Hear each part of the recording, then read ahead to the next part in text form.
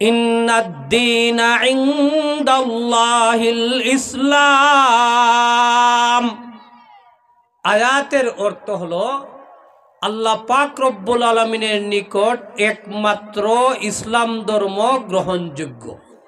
এই কথাটা আপনারা মনে রাখবেন। আজকের আয়াতের অর্থ হলো আল্লাহর কাছে একমাত্র ইসলাম ধর্মটাই গ্রহণযোগ্য। দুনিয়ার মধ্যে শত শত ধর্ম রয়েছে, হাজার হাজার ধর্ম রয়েছে, ইহুদি ধর্ম রয়েছে, নাসারা ধর্ম রয়েছে, ওই রকম ভাবে হাজারো ধর্ম রয়েছে। কোন কোন ধর্ম আল্লাহ প্রদত্ত ধর্ম, কোন কোন ধর্ম মানুষের বানাল ধর্ম। কথা বলেন ঠিক না বেঠিক? আরো আওয়াজ দিয়ে বলেন ঠিক না বেঠিক? এবারে আপনাদের প্রশ্ন জাগতে পারে, আল্লাহর দেওয়া ধর্ম যদি হয়ে থাকে, আল্লাহর পক্ষ থেকে ধর্ম যদি আসে থাকে, তাহলে কেন অন্য ধর্ম বাতিল, একমাত্র ইসলাম ধর্ম গ্রহণযোগ্য? সেটা আপনাদের মনের মধ্যে প্রশ্ন জাগতে পারে না পারে না? সেটার জবাব এইরকম ভাবে দেওয়া যায়। মনে করেন 2024 সাল, এই 2024 সালের জন্য ঔষধ কোম্পানি যখন কোনো ঔষধ বানায়, 2025 সালে তা ড্যাম হয়ে যায়। 2025 সালে কোনো মানুষ কথা বলবে না যে ঔষধ কোম্পানি যদি ঔষধ বানাইলো, তাহলে 2025 সালে এটাকে ড্যাম বলে মনে করলো কেন? এই প্রশ্ন করবে না, কারণ তারা জানে 2025 সালে তার মেয়াদ শেষ হওয়ার কারণে তা গ্রহণযোগ্য হয় নাই, বাতিল বলে আখ্যায়িত করে রোগীরা তা বক্ষণ করতে পারবে না। ঠিক তদ্রূপভাবে মনে করতে পারেন, ইসলাম আসার আগ পর্যন্ত দুনিয়ার মধ্যে আল্লাহর পক্ষ থেকে যত ধর্ম ছিল, সেই সময় অনুযায়ী প্রত্যেকটা ধর্মের জন্য এক একটা মেয়াদ ছিল, তার মেয়াদ পর্যন্ত সেই ধর্ম ঠিক ছিল। যখন ইসলাম ধর্ম আসলো, ইসলাম ধর্ম আসার সাথে সাথে আল্লাহ পাক রব্বুল আলামিন সমস্ত ধর্মকে বাতিল বলে আখ্যায়িত করেছেন। কথা বলেন ঠিক না বেঠিক?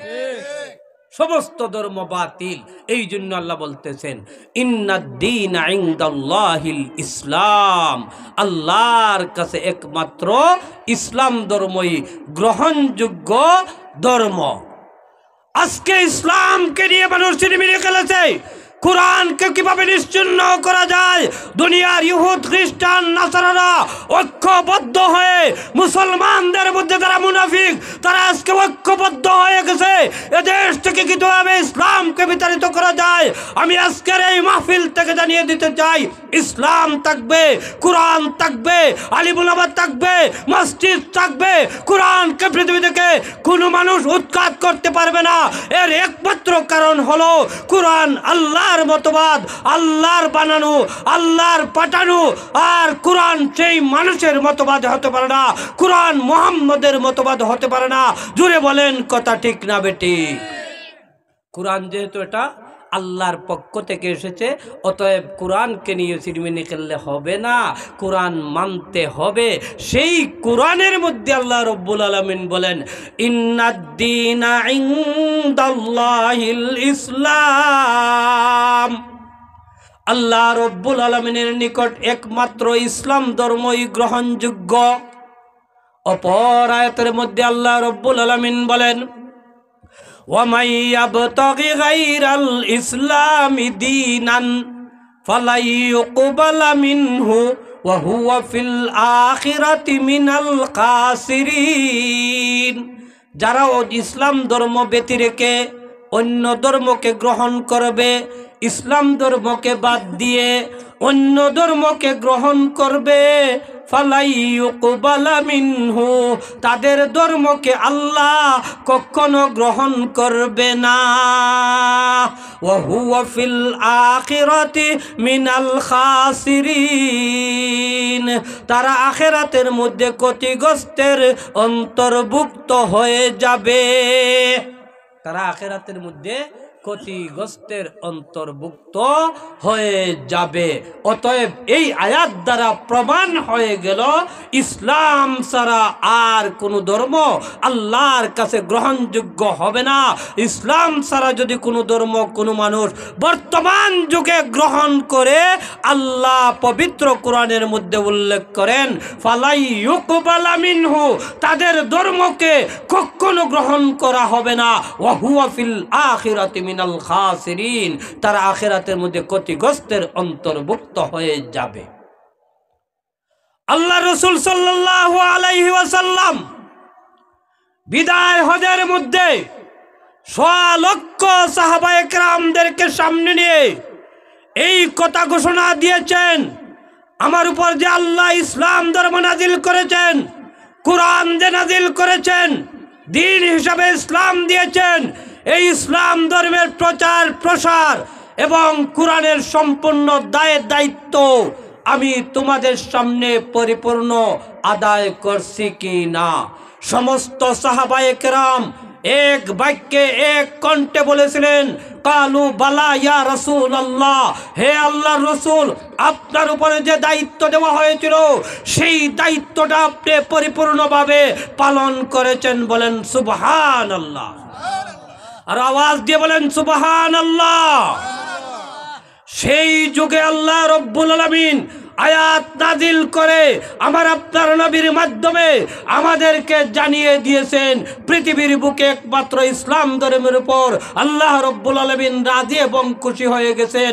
সূরা মায়েদার এক আয়াতে আল্লাহ বলেন আল ইয়াউমা আকমালতু লাকুম দীনাকুম ওয়া আতমামতু আলাইকুম নি'মাতি ওয়ারাদিতু লাকুমুল ইসলাম দীনা।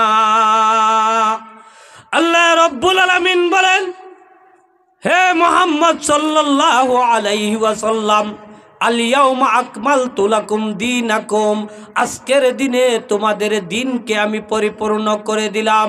এর অর্থ হলো ইসলামকে আমি আল্লাহ পরিপূর্ণ করে দিলাম।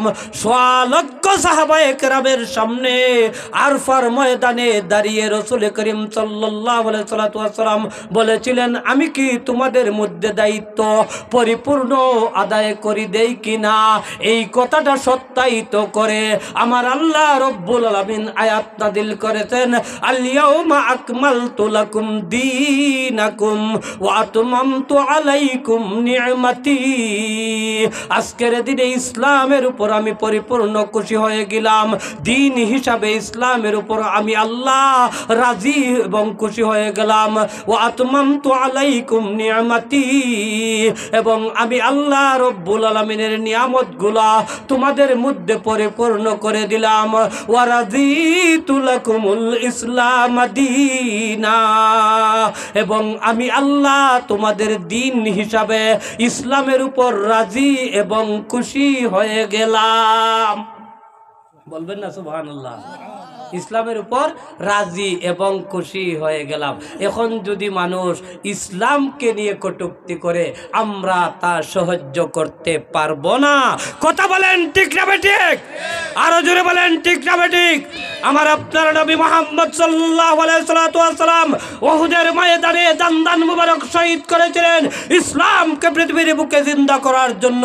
আজকে সেই ইসলামকে দিয়ে যারা কটূক্তি করবে, কাল কিয়ামতের দিন ইমানদারদেরকে সম্বোধন করে নবী বলবেন, আমি আল্লাহর রাসূল দান মুবারক শহীদ করেছিলাম উহুদের ময়দানে ইসলামকে জিন্দা করার জন্য, আর তোমাদের সামনে ইসলামকে মিটিয়ে ফেলা হয়েছে।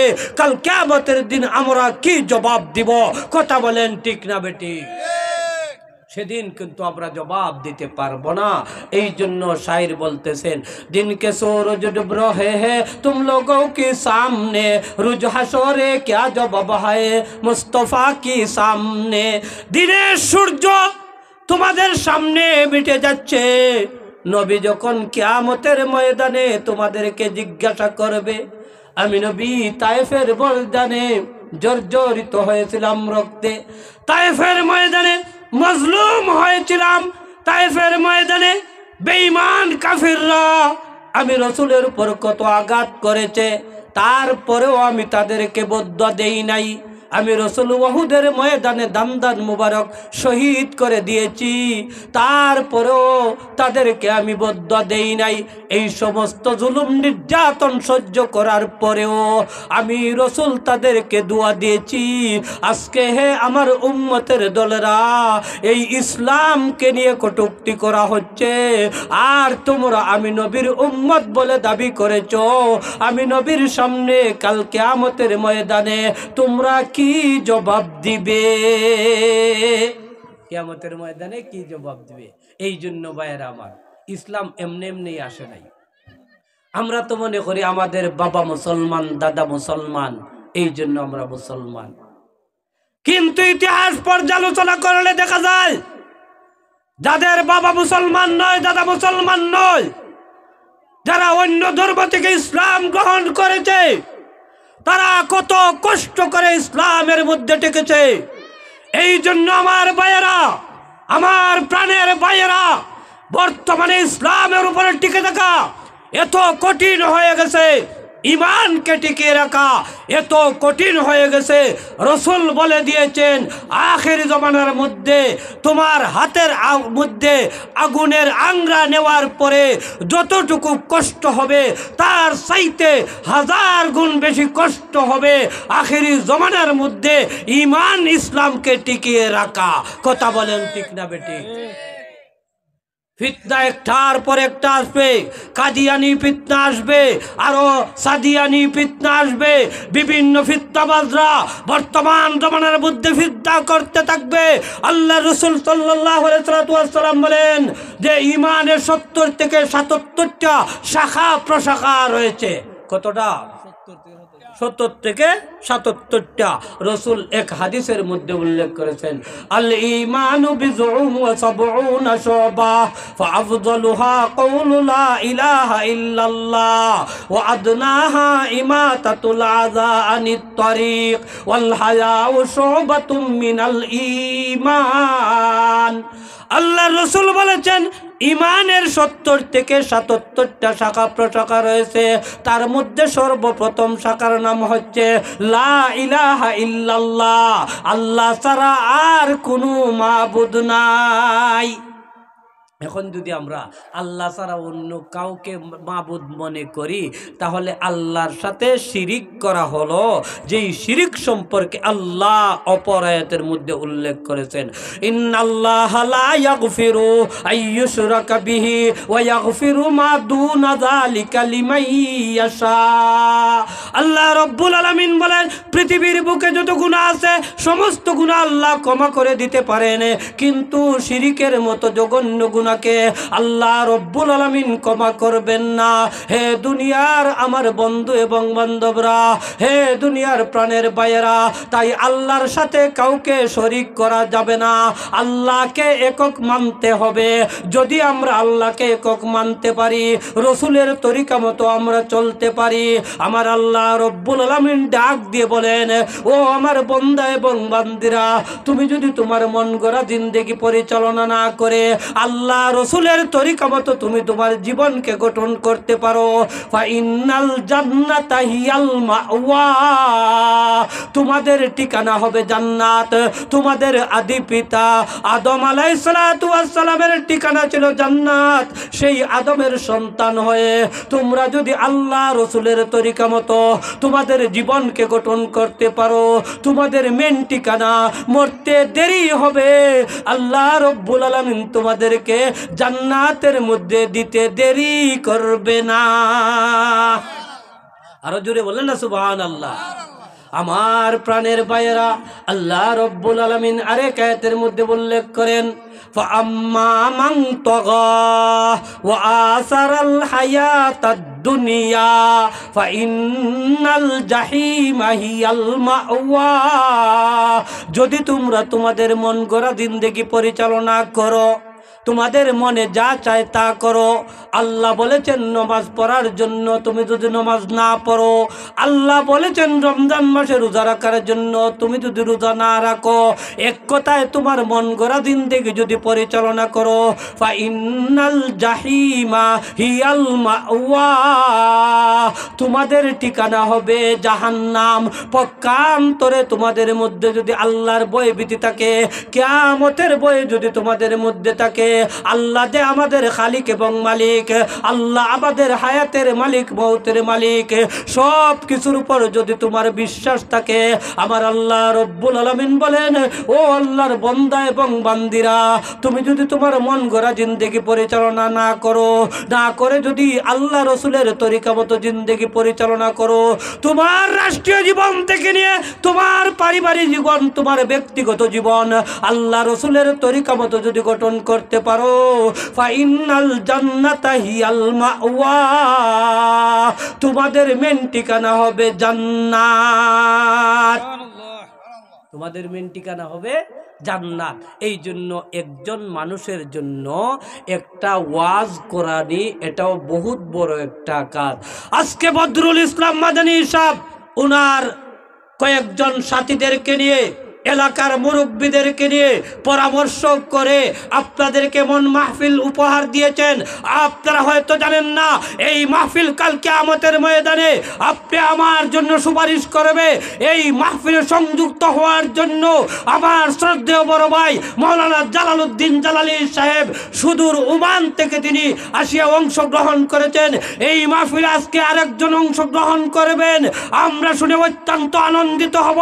সুদূর ইংল্যান্ড থেকে, ইংল্যান্ডের বিজয় বাংলার প্রধান সম্পাদক, আপনি আমার অত্যন্ত সুপরিচিত ব্যক্তি, অফলাইনে যিনি পরিচিত, অনলাইনে যিনি পরিচিত, বিশিষ্ট আলেম দ্বীন হযরত মাওলানা মাহমুবুর রহমান তাজ সাহেব কিছুক্ষণের মধ্যে আপনাদের মধ্যে উপস্থিত হবেন। শুধু তাই নয়, আমাদের মধ্যে আজকে এমন একজন শেখ সাহেব এসেছেন সুদূর মৌলভীবাজার থেকে, যার বয়ান শুনলে আপনারা অত্যন্ত আনন্দিত হবেন। হেফাজতে ইসলামের সহ সভাপতি মৌলভীবাজার জেলার, উনি আমাদের মঞ্চে উপস্থিত হয়ে গেছেন। তাদের মতো সুললিত কণ্ঠস্বর এবং আমাদের মধ্যে উপস্থিত হবেন। আপনি আমার অত্যন্ত সুপরিচিত ব্যক্তি, সারা বাংলার আলোড়ন সৃষ্টিকারী বক্তা, জননন্দিত মুফাসসিরে কুরআন, সারা যুবকদের আইডল হযরত মাওলানা আব্দুর রব জিহাদি সাহেব আপনাদের মধ্যে উপস্থিত হবেন। তাই আমি আপনাদের এলাকার হয়ে আপনাদেরকে উদাত্ত আহ্বান জানাচ্ছি, আপনারা এদিক সেদিক ঘোরাফেরা না করে অতি সত্বর হযরত মাওলানা বদরুল ইসলাম মাদানী সাহেবের মাহফিলে, আপনাদের এলাকার মাহফিলে অংশগ্রহণ করার জন্য আমি আপনাদেরকে উদাত্ত আহ্বান জানাচ্ছি। এই সমস্ত উলামায়ে কেরামের প্রয়োজন আছে। আল্লাহর রাসূল বলেছেন, আল উলামা ওয়ারাসাতুল আম্বিয়া ওয়া ইন্নাল আম্বিয়া লাম ইউআররিসু দিনারা ওয়ালা দিরহামা। রাসূল বলেছেন, উলামায়ে কেরাম আম্বিয়ায়ে কেরামের ওয়ারিস। আম্বিয়ায়ে কেরাম টাকা পয়সা ধন দৌলত কিছুই আমাদের জন্য রেখে যান নাই, তাহলে কি রেখে দিয়েছেন? ইন্নামা ওয়ারাসুল ইলম, ইলমকে রেখে দিয়েছেন। ফামান আখাযাহু আখাযা বিহাজ্জিন ওয়াফির, অতএব সেই ইলমকে যারা আঁকড়িয়ে ধরবে তারা বড় একটা জিনিস আঁকড়িয়ে ধরলো। সেই ইলমকে আঁকড়িয়ে ধরার জন্যই আমার অত্যন্ত স্নেহের ছোট ভাই শেরপুর থেকে এসেছেন, উনিও বয়ান করেছেন। এই জন্য আলিমুল আমাদেরকে কদর করতে হবে। আজকে এখানে যারা বসেছেন, হতে পারে এই মাহফিল কাল কিয়ামতের জন্য, কিয়ামতের দিন আপনি আমার জন্য নাজাতের ওসিলা হয়ে যেতে পারে। কথা বলেন ঠিক না বেঠিক? তাই সময় বেশি নয়, আজান হয়ে গেছে। আজানের পরে কয়েক মিনিট বলবো, আর যথা সময়ে 7:30টার সময় এখানে নামাজ হবে, এশার নামাজ হবে, মসজিদের সাথে এশার নামাজ হবে। আপনাদের যাদের ওযু নাই, ওযু করে আসবেন। আজানের পরে আরো কয়েক মিনিট আপনাদের সামনে আমি কথা বলবো। রাজি আছেন তো? শুনতে রাজি আছেন তো ইনশাআল্লাহ? তাহলে আজানের জবাব দেন।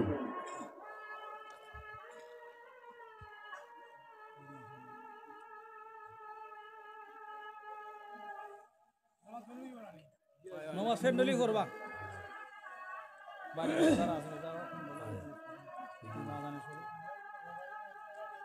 মিডিয়া চলে আন্তর্জাতিক মিডিয়া এইটা হবে ওটা ভাই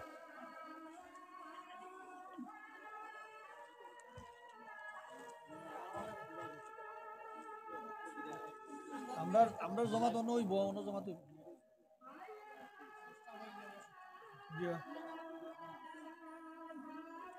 যাদের ওযু নাই তাড়াতাড়ি ওযু করে আসে সময় মতো নামাজ হবে 1 মিনিটও বেশ কম হবে না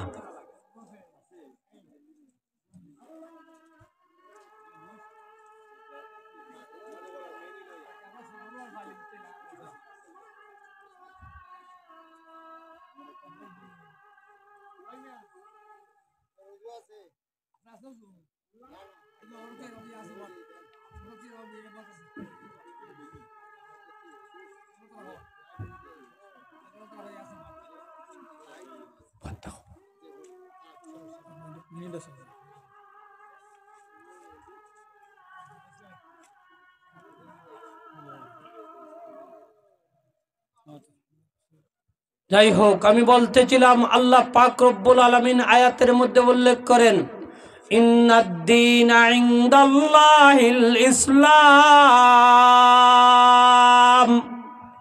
আল্লাহ রব্বুল আলামিনের নিকট একমাত্র ইসলাম ধর্মই গ্রহণযোগ্য ওয়া মান ইয়াবতাগি গায়রাল ইসলামি দীনান ফালাই ইউকবালা মিনহু ওয়া হুয়া ফিল আখিরাতি মিনাল খাসিরিন যারা ইসলাম ধর্মকে ব্যতি রেখে অন্য ধর্মকে গ্রহণ করবে আমার আল্লাহ রব্বুল আলামিন বলেন তাদের ধর্মকে গ্রহণ করা হবে না কখনো গ্রহণ করা হবে না তারা আখিরাতের মধ্যে ক্ষতিগ্রস্তের অন্তর্ভুক্ত হয়ে যাবে আমার প্রাণের ভাইয়েরা সাহাবায়ে কেরাম ইসলাম ধর্মকে প্রচার করার জন্য কত কষ্ট করেছেন এই আরব আমিরাত থেকে বিভিন্ন দেশে গিয়েছেন ইসলামের দাওয়াত দেওয়ার জন্য আল্লাহর নবীর সাহাবী হযরতে হুযায়ফা রাদিয়াল্লাহু তাআলা আনহু রোম দেশের মধ্যে গিয়েছিলেন রোম দেশের মধ্যে যাওয়ার পরে রোমের বাদশা ছিল নাসারা খ্রিস্টান সেই বাদশা যখন খবর পাইল পাওয়ার সাথে সাথে হযরতে আব্দুল্লাহ ইবনে হুযায়ফা রাদিয়াল্লাহু তাআলার কাছে আসলো আসিয়া বলতে লাগলো ও আব্দুল্লাহ ইবনে হুযায়ফা তুমি যে ধর্ম গ্রহণ করেছো সেই ধর্ম যদি না ছাড়ো আমরা তোমাকে শাস্তি দিব তাহলে তুমি আমাদের শাস্তি গ্রহণ করবা না তোমার ইসলাম ধর্মকে ছেড়ে দিবা আব্দুল্লাহ ইবনে হুযায়ফা রাদিয়াল্লাহু তাআলা বললেন হে রোমের বাদশা আমাকে শহীদ করে দিতে পারো টুকরা টুকরা করে দিতে পারো আমি বারবার শহীদ হয়ে যেতে পারি তথাপি একটি মুহূর্তের জন্য ইসলামকে ছাড়তে পারবো না একটা মুহূর্তের জন্য ইসলামকে ছাড়তে পারবো না অবশেষে যারা টাকা দিয়া পয়সা দিয়া শ্রম দিয়া বুদ্ধি দিয়া এই মাহফিলে জনাব হযরত মাওলানা বদরুল ইসলাম মাদানী সাহেবের হাতকে প্রসারিত করেছেন সকলকে আন্তরিক মোবারকবাদ জানিয়ে আমি আমার সংক্ষিপ্ত বয়ান এখানে শেষ করলাম ওয়া আখির দাওয়ানা আনিল হামদুলিল্লাহি রাব্বিল আলামিন আসসালামু আলাইকুম ওয়া রাহমাতুল্লাহি ওয়া বারাকাতুহু আপনারা যাদের ওযু নাই তাড়াতাড়ি